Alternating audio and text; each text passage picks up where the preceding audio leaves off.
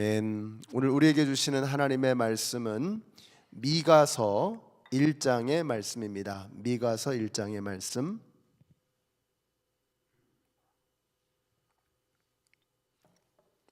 그 중에서 1절부터 9절까지의 말씀을 읽겠습니다. 미가서 1장 1절로부터 9절까지의 말씀, 우리 한 목소리로 같이 읽겠습니다.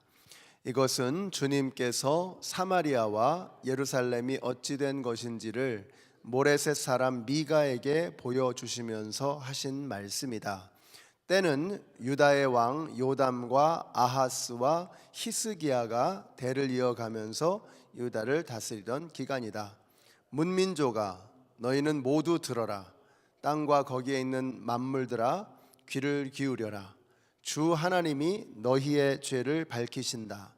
주님께서 하늘의 성전에서 말씀하신다. 주님께서 그 거처에서 나오시어 땅의 높은 곳을 짓밟으시니 뭇 산이 그 발 밑에서 녹고 평지가 갈라진다. 불 앞에 밀초처럼 녹아내리고 비탈길로 쏟아져 내리는 급류 같구나. 이 모든 일이 일어나는 것은 야곱의 죄 때문이며 이스라엘 집의 범죄 때문이다. 야곱의 죄가 무엇이냐? 사마리아가 아니더냐? 유다의 산당이 무엇이냐? 예루살렘이 아니더냐?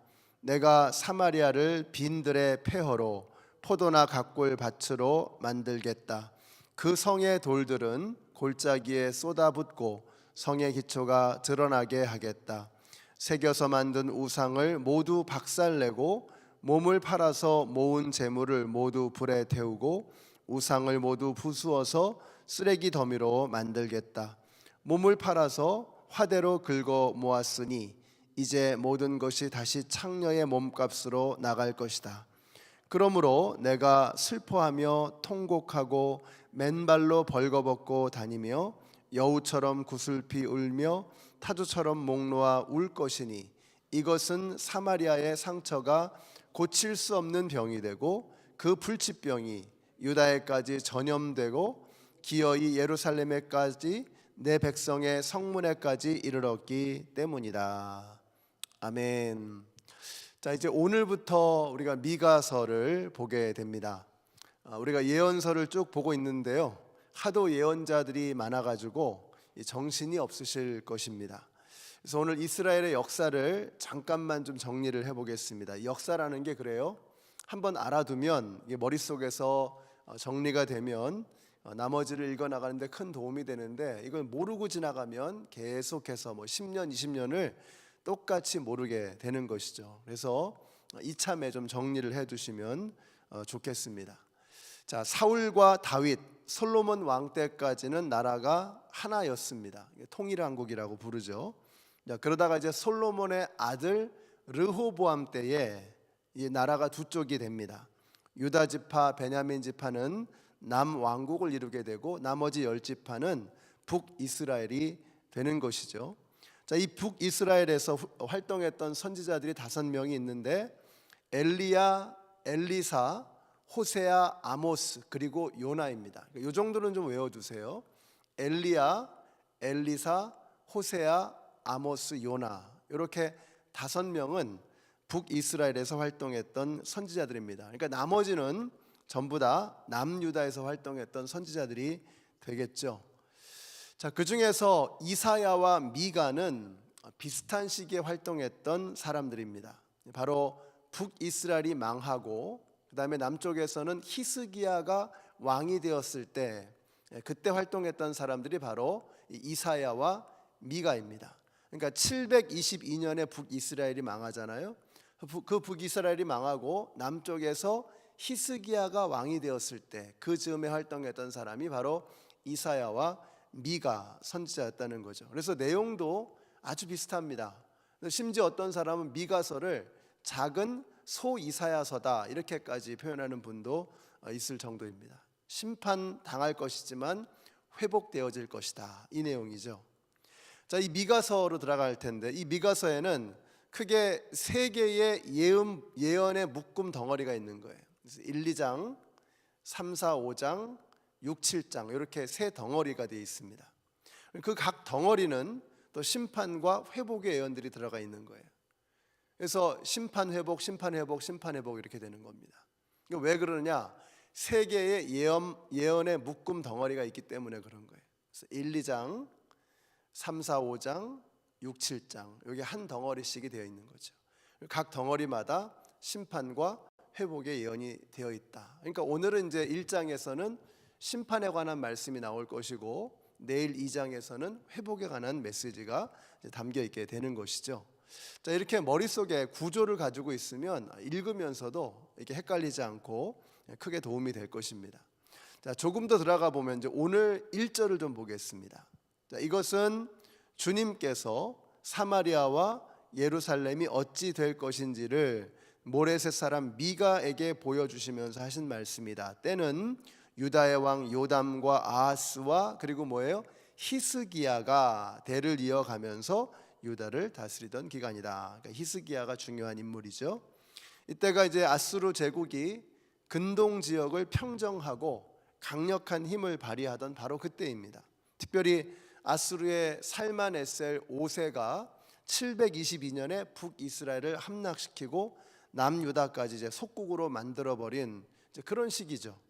자, 그러면 어떻게 하다가 이 지경이 되었느냐? 이게 바로 이제 선지자가 하는 일입니다. 어떻게 하다가 이 지경이 되었는가? 그리고 우리는 어떻게 해야 될 것인가?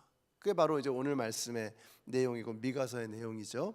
자, 5절 말씀 그 원인을 진단하고 있습니다. 5절 같이 있습니다. 5절 시작.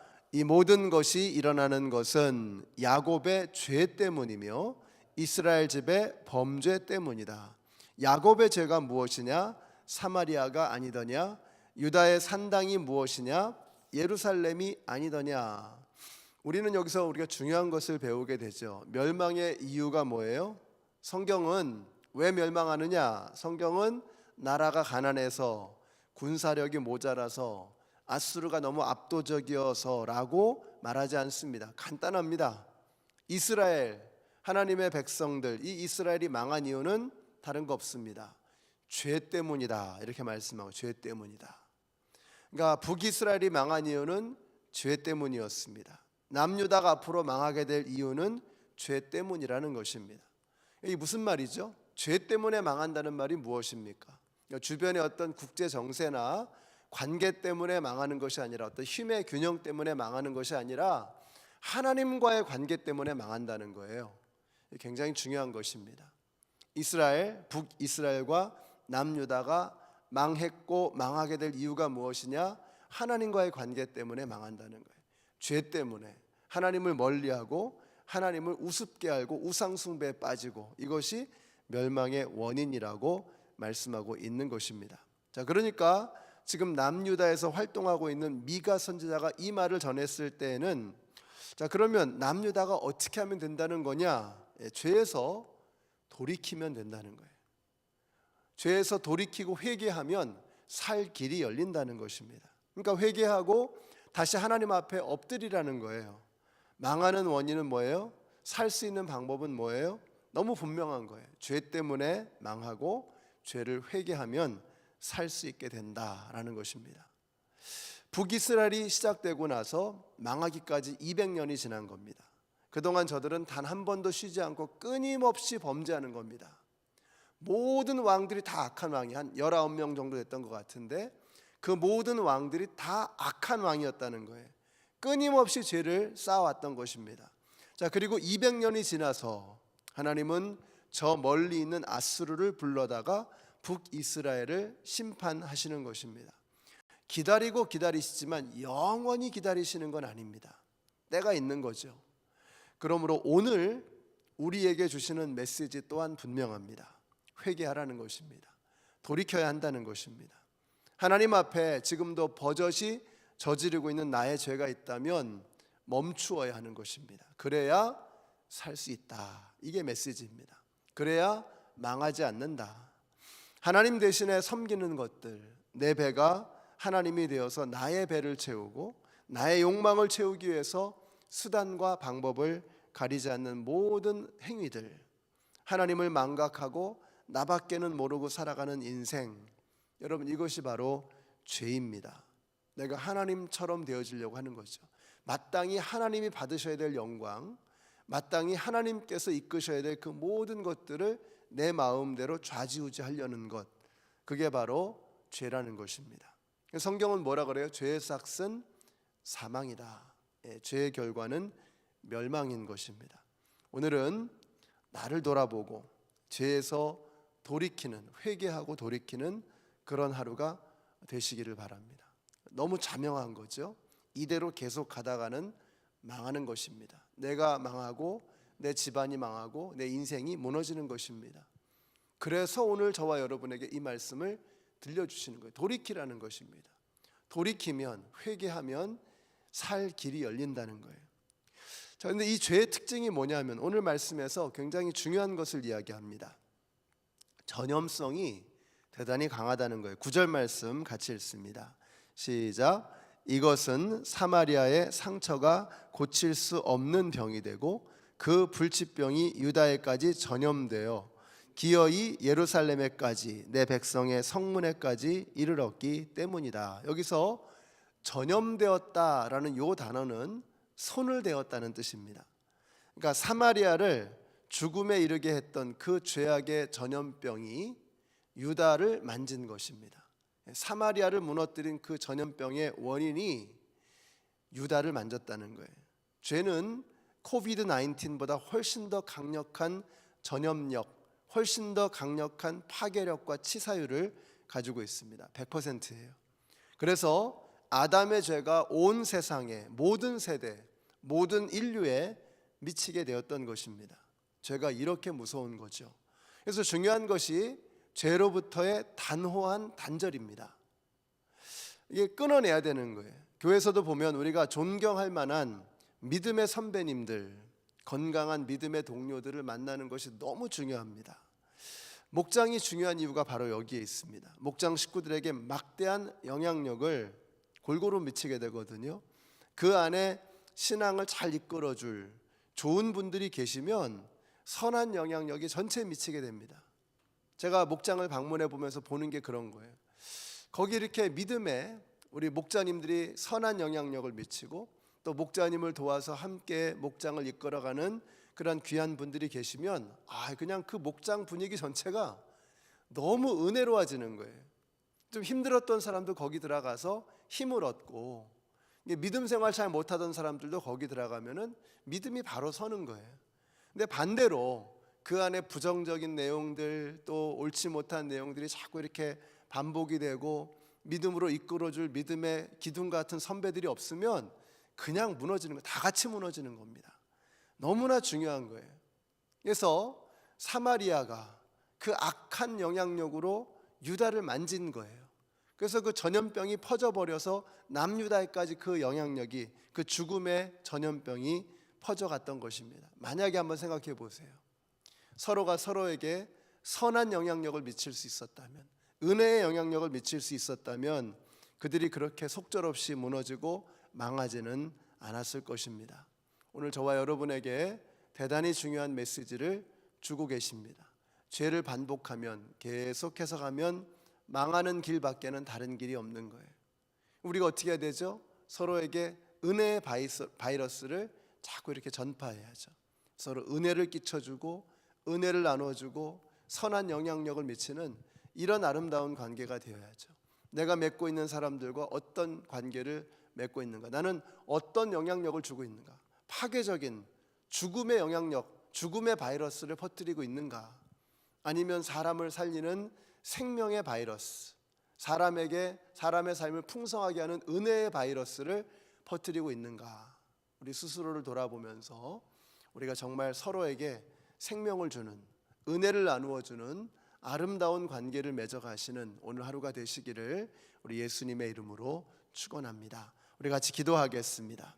오늘 기도하실 때요, 오늘은 우리 목장이 서로가 서로의 삶을 살리는 생명의 바이러스, 은혜의 바이러스를 끼치는 그러한 만남, 그런 모임이 될 수 있도록 우리 목장을 위해서 기도해 주시기를 부탁드립니다. 여러분, 이게 인생이 정말 길지가 않습니다. 그래서 우리가 이 땅에 잠시 있다 가는데 우리의 인생을 그렇게 쓸모없이 허비하고 낭비하는 것은 정말 하나님 앞에 부끄러운 일입니다. 우리에게 주어져 있는 이 시간 동안에 사람을 살리고 생명을 나누어주는 은혜를 끼치는 그러한 삶을 살아야 되겠습니다. 오늘이 그런 날이 되었으면 정말 좋겠습니다. 우리 같이 한번 합심해서 통성으로 기도하겠습니다.